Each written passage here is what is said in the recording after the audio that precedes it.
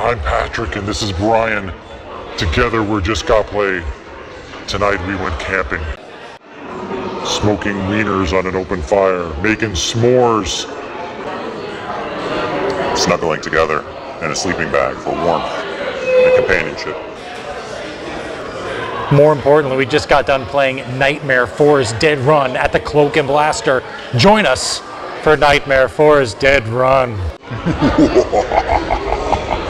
Seriously, what's wrong with you?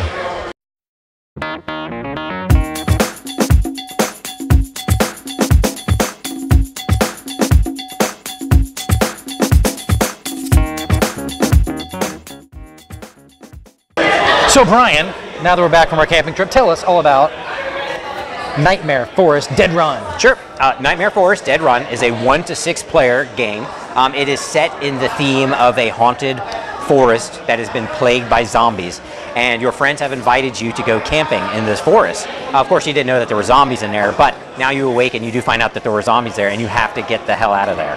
So, not only that, but you want to punish your friends and make sure that they never invite you camping again. So you want to trip them up and make sure that they get murdered and eaten by the zombies on your way out of there. So basically it's the first player to, it's a race type mechanic game where you're the first one, and sort of like Dungeon Delve, as you advance through the levels, you're going to have a dice pool that you're going to get to allocate between searching for gear. You can hold up to 3 different types of items, which can be like weapons, chainsaws, katana blades, energy drinks, first aid kits, all that kind of stuff, which can give you extra abilities, soak up damage, and all that kind of stuff. You're going to allocate a couple of dice to search for that type of gear that if you want to. Then you're going to save your dice for combat, and then as you advance into the different levels of the forest, there's going to be bigger and badder zombie animals out there that are looking to kill you, and you have to roll your dice, and your hits have to exceed the zombie's health. And then of course you have modifiers from all of your equipment and stuff like that. And then there's also a mechanic where if somebody else, if one of your buddies is starting to get out of the forest before you, you can take one of your items, throw it, and I guess that attracts a zombie, which then slows him down, which he must deal with first, and you can kind of get past him, hopefully.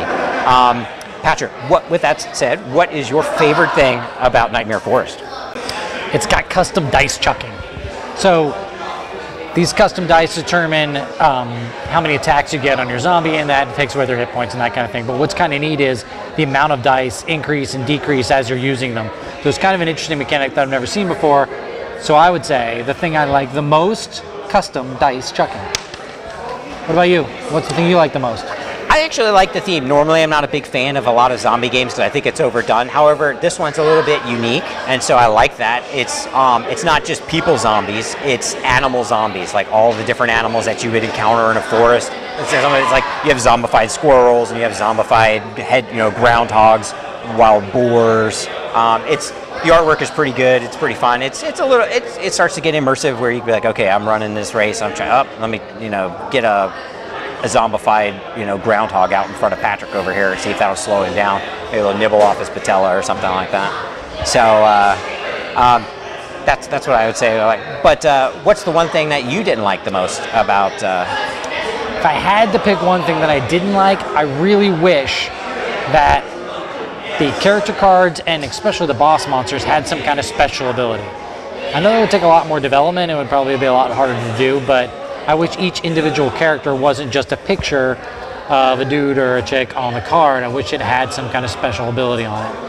That would be the one thing I think would really bring the game to the forefront for me. And if there was one thing that you had to choose that you didn't like, it would be... the thing that I like least would be there's a mechanic, and actually I guess it's appropriately termed a catch-up mechanic in the game, where if you have at least one item and one of the players is actually ahead of you, you can chuck your item, discard it, and what it's going to do is it's going to attract a zombie that's going to come out and get in their way and slow them down.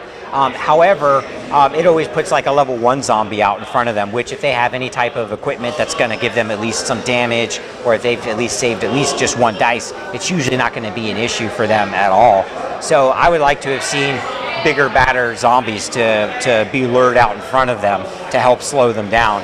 I think it would be a much, a meaner game where you're, not just putting like a twig out in front of them. You're, sticking a knife in their back and giving it a couple twists, to your buddies who've invited you out camping, which they probably deserve. So, again, Nightmare Forest is coming to Kickstarter, so make sure you jump over there and pledge for your copy. I'm Patrick. This is Brian. Together we're Just Got Played. Thank you very much for watching. Kids out camping get a katana. They get a sword.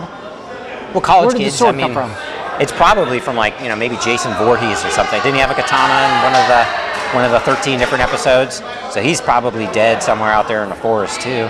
With a katana. Because there's a chainsaw laying around, and some energy drinks and stuff like that. Kids would have energy drinks, but a katana would be the stretch, I think. Chainsaw, what if you had to cut something down? Like, I'm surprised my flashlight and lantern combined did like +2 damage. your flashlight? Yeah, flashlight. Oh, yeah. What kind of production is this?